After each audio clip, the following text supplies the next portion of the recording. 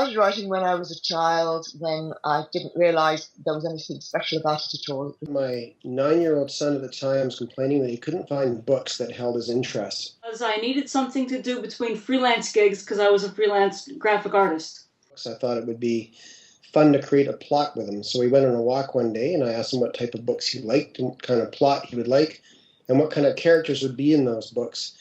When I read To Kill a Mockingbird, I found out about social injustice.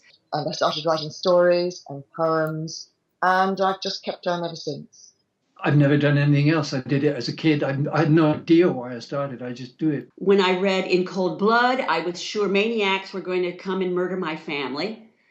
And I said to my husband, I can do better than that. So he said, why don't you? And when I had some downtime, I thought I would just start writing. And I wrote a lot of really bad stuff for a while, and then I got better. But also to get the sentence to be just right, it's very satisfying. And I just started writing that down. It gives the impression that you know what you're doing. And I sat down and wrote Inceptio in 90 days. A year later, I unexpectedly had 50,000 words.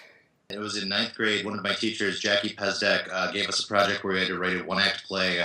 Scenes appeared in my mind like I was watching a video. Mine she liked particularly well. She sent it up to the Syracuse stage. They picked it up. They ran it for a summer.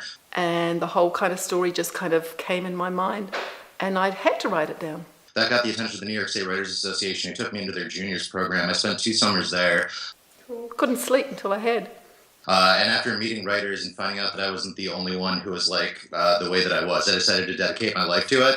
And then ever since then, I've just been in the process of finding the right words and telling people the things that they need to know based on my observations. So I'm hoping that somebody will read one of my books and it will have some effect on them, although I hope it isn't turning them into a manic liberal with a penchant for secondhand clothes. I can't conceive of not writing.